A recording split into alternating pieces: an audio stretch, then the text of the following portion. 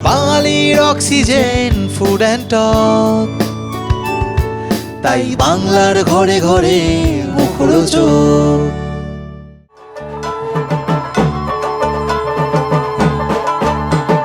পেঁজা তুলোর মেঘ দিয়েছে নীল আকাশে পাড়ি, ঢাকের বোলের তালে এলো দুর্গা বাপের বাড়ি। পেঁজা তুলোর মেঘ দিয়েছে নীল আকাশে পাড়ি, ঢাকের বোলের তালে এলো দুর্গা বাপের বাড়ি। বছর জুড়ে কত পুজো, তাতেও বাদ্যি বাজে। বাইরে মেঘ করে আছে, যখন তখন বৃষ্টি। তবে হ্যাঁ, মেঘ কেটে শরতের নীল আকাশ দেখা দিতে খুব বেশি দেরি নেই। আমরা এখন রয়েছি সমাজসেবী পুজো প্রাঙ্গণে, আর এবারে তাদের থিম মহাপুজোয় মহানায়ক। দুর্গা পুজোর ঢাকের মেজাজ কখনো পাই না যে, ঢাকের বলে বাংলা দলে কুড়তাক কুড়তাক, প্রতিদিনের যন্ত্রণা আর দুঃখ ভুলে থাক। আমরা রয়েছি সমাজসেবী সংঘের 81 বছর পূর্তিতে দাঁড়িয়ে, আর এবছর ওনাদের থিম মহাপুজোয় মহানায়ক। আমাদের সঙ্গে রয়েছেন পুজো সেক্রেটারি অরিজিৎ মৈত্র। দাদা, ওয়েলকাম টু টলি টাইম। নমস্কার। মহাপুজোয় মহানায়ক মানে উত্তম কুমারকে নিয়ে তো অনেক কাজই হয়েছে, হঠাৎ করে নতুন করে কেন মনে হলো যে এবারের পুজোয় আপনাদের থিমে উত্তম কুমার থাকবে? আসলে দুর্গাপুজো এমন একটা উৎসব, এখন মানে লক্ষ লক্ষ মানুষ এই এখন দুর্গাপুজো দেখতে বেরোয়। আমরা সমাজসেবীর এবছর 81তম বছর, কিন্তু আমাদের সমাজসেবীর নামটা শুরু হয়েছিল সেই 60 দশক থেকে, এবং আজকে যত বয়স্ক মানুষ আছেন তারা সেই পুরনো পুজোটার কথা আমাদের বারে বারে বলেন যে তোমাদের সেই 60-এর দশকের পুজো বা 70 দশকের পুজোটা এত ভালো হতো। এখন পুজোর ধারাটা অনেকটা পাল্টে গেছে, এখন অনেক রকম নতুন আর্ট ইনস্টলেশন হচ্ছে, কিন্তু মানুষের মনটা কিন্তু এখনও পড়ে রয়েছে সেই 60 দশকে বা 70 দশকে যেমন দুর্গাপুজো হতো। আমাদের সমাজসেবীতে মহানায়ক আসতেন ঠাকুর দেখতে, সেইখানে অনেক সিনিয়র্সরা এবছরে ইচ্ছা প্রকাশ করেছেন যে তার জন্ম শতবর্ষে আজকে যদি আমরা একটা ওনাকে ট্রিবিউট দিই। এটা বিশেষ কারণ এইটাকে সিলেক্ট করার পিছনে যে সমাজসেবী আসলে আমরা থিমে এসেছি না অনেকটা সোশ্যাল অ্যাওয়ারনেসের জন্য। আমরা চাই এই যে ইয়াং জেনারেশন আজকে যারা হলিউডকে নিয়ে রিসার্চ করছে বা অনেক রকম আর্ট ফরম্যাটকে নিয়ে রিসার্চ করছে, কিন্তু উত্তম কুমার একটা এমন একটা সাবজেক্ট, বাঙালির কাছে উনি একজন আইডল। ওনার কালচার, ওনার আজকে আমাদের পুরো জগৎটা জুড়ে হয়তো মহানায়ক। আমাদের পরবর্তীকালে প্রচুর নায়ক এসছেন আমাদের ছবিতে, কিন্তু মহানায়ক কিন্তু একজনই। সুতরাং আমরা এই যে মহাপুজো বলি, এখন কিন্তু দুর্গাপুজোটা একটা মহাপুজো পরিণত হয়েছে, মহা উৎসবে পরিণত হয়েছে। তো মহাপুজো বা মহা উৎসবের সাথে কিন্তু মহানায়কের কথা আমরা তখনই ভেবেছি যে এই যে একটা বিগার পিকচার আমরা তুলে ধরতে চাইছি উত্তম কুমারকে নিয়ে, লার্জার দ্যান লাইফ যে উনি ছিলেন, ওনার যে আজকে এই দশকের পর দশক আজকের দিনেও উত্তম কুমারকে ছাড়া আমরা কিছু ভাবতে পারিনি। ওনার গান, ওনার ডায়ালগ, ওনার মানে প্রেজেন্স, পার্সোনালিটি সব কিছু মিলে একটা অন্যরকম মানে আমরা ভাবি যে ওই রকম এখনও আমরা পাচ্ছি না উত্তম কুমার যেমন ছিলেন। তো সমাজসেবীর এটা একটা ট্রিবিউট, যাতে আজকে যারা জেনজি বলছি আমরা যাদের, তারা যদি এসে উত্তম কুমার সম্বন্ধে একটু ইন্টারেস্ট ডেভেলপ করে, তারা যদি ওকে নিয়ে একটু রিসার্চ করে, তাহলে কিন্তু আমাদের পুজো করাটা সার্থক হবে। কারণ আমরা জানি উত্তম কুমার কী, কিন্তু আজকে যারা জেনজি তারা কিন্তু এখনও পর্যন্ত সেইভাবে উত্তম কুমারকে দেখেনি। তো আজকে আমাদের বিশ্বনাথ দে হচ্ছে আমাদের আর্টিস্ট, উনি যেভাবে উপস্থাপনা করছেন, আমি ডেফিনিট যে 8 থেকে 80 সবার এই উপস্থাপনা ভালো লাগবে, বিশেষ করে জেনজির ভালো লাগবে। কারণ উনি উপস্থাপনাটাই এমনভাবে করছে যেটা এখনও আমরা প্রকাশ করতে পারছি না, এখন ক্রমশ প্রকাশ্য। কিন্তু ওনার যে এই ডেভেলপমেন্ট, আজকে উনি যতগুলো ছবি করেছেন, মানে শেষ দিন পর্যন্ত যতগুলো ছবি, সব কটা ছবির উল্লেখ থাকবে এখানে, এবং ওনার প্রেজেন্টেশনটায় এমন থাকবে যে আজকের দিনে একটা নতুনভাবে উত্তম কুমারকে চেনার যে জায়গাটা সেইটা থাকবে। রিসার্চটা কত দিনের ছিল? মানে এই যে পোস্টারগুলো কালেক্ট করা বা ওই হরপে আপনি যেটা বললেন যে ওইভাবে যে সময় তখন লেখা হতো, হ্যাঁ, মানে ওই যে রিসার্চটা কতদিন ধরে পোস্টারগুলো হচ্ছে? আজকে আমাদের কাছে, ওই যে পোস্টারগুলো, যে ছবির যে হরফগুলো, যে ফন্টগুলো ইউজ হতো, যে ক্যালিগ্রাফিগুলো ইউজ হতো, সেগুলো এত অ্যাট্রাক্টিভ যে আমরা সেইটাকে নিয়েই বেশি রিসার্চ করছি এবং এটা চলছে। আমরা নভেম্বর থেকেই ডিসিশন নিয়ে নিয়েছিলাম যে আমরা উত্তম কুমারকে নিয়ে করব, কারণ শতবর্ষ আমরা সবাই জানি এবছর, এবং ওনার আজকে হচ্ছে মৃত্যু দিবস, আজকে আমরা সেলিব্রেট করছি। ইভেন আরও বড় সেলিব্রেশন হবে 3rd সেপ্টেম্বর, যেদিনকে ওনার জন্মদিন। আমরা এটা বড় করে আমাদের যা যা আমরা করছি সেটা আরও বেশি করে জানাতে পারবো আপনাদের, এবং সবাইকে জানানো প্রয়োজন যে 3rd সেপ্টেম্বর ওনার জন্মদিন, যেটা অনেকেই হয়তো জানেন না। আমরা সেই দিনকে একটা বড় সেলিব্রেশন করতে চলেছি এবং সেখানেই থিমটা আরও বেশি ভালো করে উন্মোচন হবে। এই রিসার্চটা নভেম্বর থেকে চলছে এবং চলবে, মানে এরম নয় যে আজকে থেমে গেছে। আমরা কালেকশন সব করে ফেলেছি, কিন্তু তাছাড়াও ওনার অনেক গল্প আছে যে গল্পগুলো আমরা জানি না, সেই গল্পগুলো খুঁজে বার করা হচ্ছে।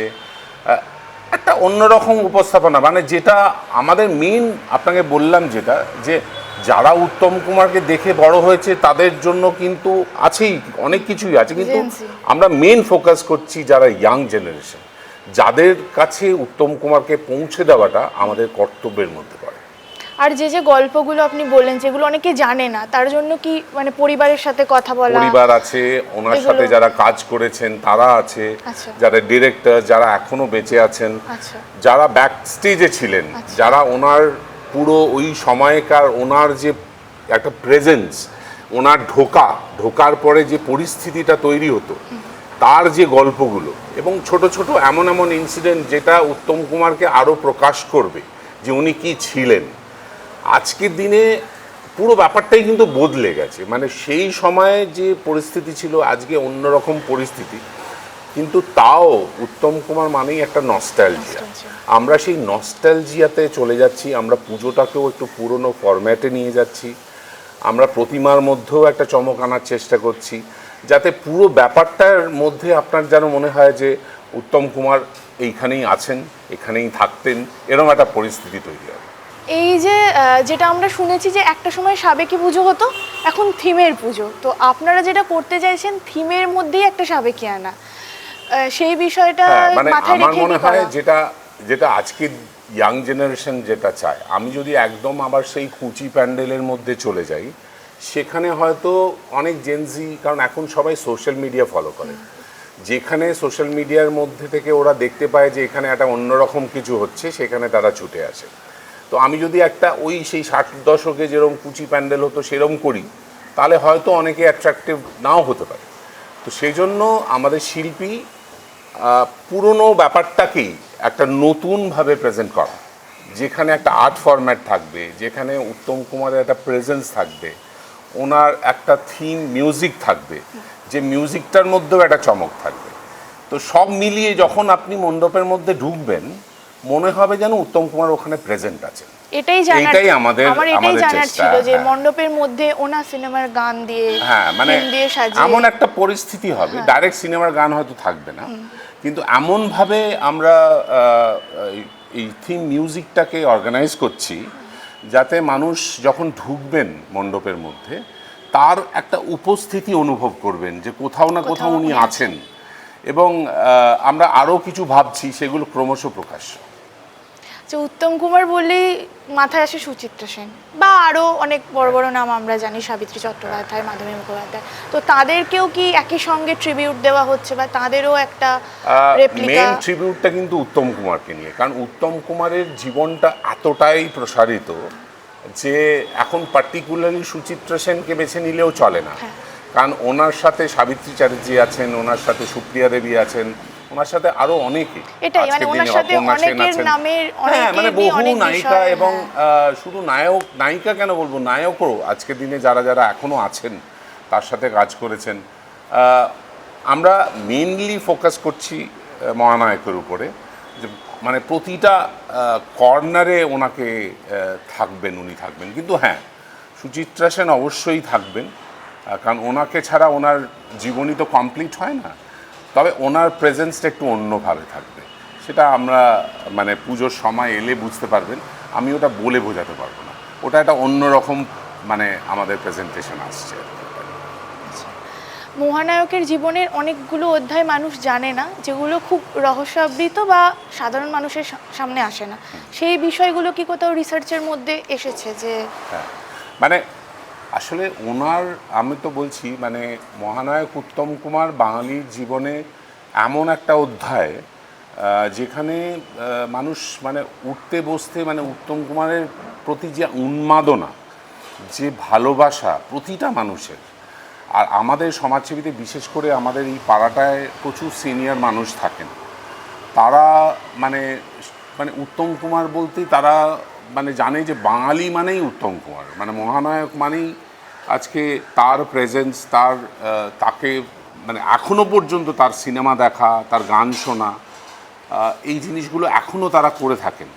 তো সেই জন্য আমাদের এই পাড়ার হয়তো খুব কম ইয়াং জেনারেশন আছে, কারণ তারা সবাই কর্মসূত্রে কলকাতার বাইরে, কিন্তু তাদের ডাকা হচ্ছে, তাদেরকে বলা হচ্ছে যে তোমরা এসো কলকাতায়, তোমরা দেখো উত্তম কুমার কী ছিলেন এবং আমাদের ছোটোবেলাটা কীরম ছিল ওনাকে নিয়ে, সেইটা তুলে ধরার চেষ্টা করা হচ্ছে। আচ্ছা, পুরো পুজোটা যখন নতুন আর পুরাতনের একটা মেলবন্ধন, জেনজি কি নিয়ে ফিরবে? এইটা আমার মনে হয় আমাদের শিল্পী আছেন আপনাদের সাথে, এবারে শিল্পীর কাছ থেকে আপনারা জেনে নিন, কারণ এমন অনেক ভাবনা সেগুলো এখন উনি হয়তো পুরোটা ভেবে ওঠেননি। এখানে এখন যেটা ট্রেন্ড এসছে, যত আর্ট ইনস্টলেশন দুর্গাপুজোয় এখন হচ্ছে, সব শিল্পীরাই কিন্তু মাঠে যখন আস্তে আস্তে মণ্ডপটা তৈরি হতে থাকে, ওনাদের ভাবনাও সেভাবে প্রসারিত হতে থাকে। তো বিশ্বনাথদা আছে, আপনারা বিশ্বনাথদার সাথে কথা বললে আর একটু ডিটেল জানতে পারবেন। আচ্ছা, আমরা শেষের দিকে চলে এসেছি। বর্তমানে দুর্গাপুজোয় একটা সরকারি সহায়তা আসছে এবং ছোট থেকে বড় প্রত্যেকটা ক্লাবই সেই সুবিধা পাচ্ছে। কেউ কেউ বলছেন পুজোর মধ্যে রাজনৈতিক হস্তক্ষেপ আসছে, যেটা ঠিক নয়। অনেকে বলছেন এই সহায়তাটার ফলে পুজোগুলো নিজেদেরকে আরও এগিয়ে নিয়ে যেতে পারছে, অনেক মানুষের কর্মসংস্থানের একটা জায়গা তৈরি হচ্ছে। আপনি এতগুলো বছর ধরে একটা এরকম পুজোর সঙ্গে যুক্ত, এত বড় পরিসরে পুজোটা, আপনার কি মতামত? হ্যাঁ, মানে দুর্গা পুজোটা আমি যেটা আপনাকে এখন বললাম যে এখন এটা একটা মহাপুজো, মহা উৎসবে পরিণত হয়েছে এবং লক্ষ লক্ষ মানুষ এই পুজোটার জন্য অপেক্ষা করে। যে আজকে ব্যবসাটা, যেটা জানি যে আমরা অনেক রিসার্চ ইনস্টিটিউট, ইভেন আইআইটি পর্যন্ত এটা নিয়ে রিসার্চ করেছে যে কত মানুষ এখানে রুজি রোজগার পায়, তারা বড় হয়ে ওঠে এবং ওয়েট করে থাকে। আমরা সমাজসেবী সবসময় এই জিনিসটাকে মানে করে এসেছি, আমরা থিমও করেছি এটা নিয়ে, যে এই যে মানে দুর্গা সহায় বলে আমাদের একটা থিম ছিল, যেখানে আমরা দেখি যে কত মানুষ, প্রান্তিক মানুষ এটার জন্য অপেক্ষা করে থাকে, সারা বছরের রুজি রোজগারটা তারা এইখান থেকে করে। তো সরকার তো ডেফিনেটলি, আমরা প্রশাসনকে নিয়ে পুজো করি, প্রশাসনের সাহায্য ছাড়া সম্ভব নয়, এবং প্রশাসন আরও বলছে তো এবছর আরও বড় করে পুজো হবে, আরও ভালো করে পুজো হবে। তো সেই আশায় আমরাও আছি যে এবছর আরও ভালো পুজো হোক এবং উত্তম কুমার পশ্চিমবঙ্গের একটা আইকন, তো নিশ্চয়ই সরকার এই উত্তম কুমারকে নিয়ে আরও সেলিব্রেশন করবেন, তার সাথে আমরাও থাকবো। দুর্গা পুজোর ঢাকের মেজাজ কখনো পাই না যে, ঢাকের বলে বাংলা দলে কুর্তাক কুর্তাক। আমরা পেয়ে গেছি এই পুজোর যিনি থিম শিল্পী, যার ভাবনায় এবারের মহাপুজোয় মহানায়ক, বিশ্বনাথ দে। দাদা নমস্কার। প্রথমেই এটা জানতে চাইবো যে বিষয়টা যখন উত্তম কুমার, তখন এটা তৈরির পিছনে কোন কোন ভাবনা মাথায় রেখে জিনিসটা আপনি ভাবছেন? উত্তম কুমার আমাদের বাঙালির একটা আইডল, মানে আমরা উত্তম কুমার বাঙালির সৃষ্টি, বাঙালির সংস্কৃতি, একদম প্রপার বাঙালি বলতে এরকম একজন মানুষ হয়ে শুধু অভিনয় করতেন এমন তো নয়, তিনি গান গাইতেন, তিনি যাত্রা করেছেন, মানে কমপ্লিট একজন বাঙালি। এবং তার কাজের পরিধিটা এতটাই বিস্তৃত যে তাকে ওই একটা ছোট্ট পুজোতে ধরা খুবই কঠিন। তো সেই জন্য কিছু কাটছাঁট করে উনি 208টা ছবি বানিয়েছিলেন, তার মধ্যে 5-6টা হয়তো মুক্তি পায়নি, আরও 8টা মতো হিন্দি ছবিও করেছিলেন। উনি ছবি পরিচালনা করেছেন, উনি ছবির সঙ্গীত পরিচালনা করেছেন, যার ফলে ওনার কাজের পরিধি অনেকটা। তো আমাদের একটা দুর্গাপুজোর আঙ্গিকে একটা সুবিধে আছে কি, আমরা যে কাজগুলো করি অনেকগুলো মানুষ দেখে এবং আমাদের ভাবনাটা অন্যান্য মানুষের মধ্যে একটু জারিত করতে পারি, এটাই তো উদ্দেশ্য। তো এইরকম একটা মানুষ, বিশেষত আজকের দিনে যে বাঙালির সংস্কৃতিটা যেভাবে অবক্ষয়ের দিকে যাচ্ছে, আমরা বলি যে বাঙালি আনাটা অটুট রাখার জন্য আমরা এইটাকে এস্টাবলিশ করতে চাইছি, এবং আধুনিক প্রজন্মের কাছে উত্তম কুমারকে প্রতিষ্ঠিত করা, যে এই ধরনের একজন বাঙালি ছিল, সে কিন্তু খুব সহজে সাফল্য পায়নি। তার 7টা-8টা ছবি একেবারেই রিজেক্টেড হয়েছিল, তারপর উনি অভিনয় করা ছেড়ে দেবেন ঠিক করে। সেখান থেকে দাঁড়িয়ে তার এই সাফল্য এবং বাঙালিদের ওই জেদ মানসিকতা, সেইটা তো উত্তম কুমার একটা মানে আদর্শ হতে পারে বাঙালিদের। এবং আমাদের সুবিধে আমরা দুর্গাপুজোর সময় আমাদের ভাবনাগুলো যদি আমরা পুজোর মাধ্যমে রাখি, তাহলে হয় কি যে অনেকগুলো মানুষকে আমাদের ভাবনাটার সঙ্গে অ্যাসোসিয়েটেড করতে পারি। এবং পুজোটা যদি আমরা ভাবি যে দুর্গা পুজোর সঙ্গে কেন উত্তম কুমার, দুর্গা পুজো কিন্তু মানে উত্তম কুমার নিজে খুব পুজো আর্চায় বিশ্বাসী ছিলেন, এবং এটা অনেকেই জানে না হয়তো, উনি নিজে হাতে প্রতিমা করতেন, কুমারটুলি যেতেন, সরস্বতী ঠাকুর বানাতেন, এইসব করতেন। তো সেই সব টুকরো টুকরো কিছু গল্প আমরা রাখার চেষ্টা করব, আর মানে একটু অন্য আঙ্গিকে উত্তম কুমারকে দেখার, আর ওনার যে ছবি, তার তথ্য, ওনার ছবি পরিচালনার তথ্য, এগুলো রাখার চেষ্টা করব। আরেকটা যেটা হচ্ছে যে খুব ইন্টারেস্টিং আমার কাজের ঘরানার সঙ্গে, উনি তো যে ছবিগুলো বানিয়েছিলেন প্রত্যেকটা ছবির টাইটেল আছে, তার লেটারিং আছে, ওই সব নিয়েও একটা কোলাজ করার চেষ্টা, তার পোস্টার আছে, সেটা নিয়ে। কিন্তু সার্বিকভাবে ওনার ছবির বিষয়বস্তু নিয়ে তো কাজ করা সম্ভব না, একটা ছবি নিয়ে কাজ করলে সেটা একটু আইসোলেটেড হয়ে যাবে। তো তার আঙ্গিকটা হয়তো রাখা হবে, কিন্তু একেবারেই ওই কোলাজ ফরম্যাটে, কারণ 208টা ছবিকে নিয়ে একসাথে কাজ করা ওটা অসম্ভব এত ছোট স্টাইল। তো আলটিমেটলি আমি হয়তো জানি না আলটিমেটলি কী হবে, তো চেষ্টা করছি যে উত্তম কুমারকে একটু রিকল করা যাবে এই প্যান্ডেলটা আসলে, এই পুজোটা আসলে অন্তত মনে হবে যে উত্তম কুমারের একটা আমাদের মতো করে আমাদের সামর্থ্য অনুযায়ী আমরা একটা ট্রিবিউট, আমাদের একটা শ্রদ্ধাঞ্জলি, এইটা মোটামুটি একটা ভাবা হয়েছে। এবার তো এখনও কিছু শুরু হয়নি, আর আমরা যে ধরনের কাজ করি আমরা তো ওই ড্রয়িং করে ডিজাইন করে এভাবে তো করতে পারি না, জায়গা অনুযায়ী কোন জায়গাটা পাচ্ছি সেখানে আর একটু করা করতে করতে আস্তে আস্তে বিল্ড করা। তো ইচ্ছে আছে যে আমি একটি পুজো করছি, যে আমাদের 100% এফোর্টটা দিয়ে আমাদের মানে আমি নয়, আমরা একটা গোটা টিম আমরা চেষ্টা করব যে একটু ভিন্ন ধরনের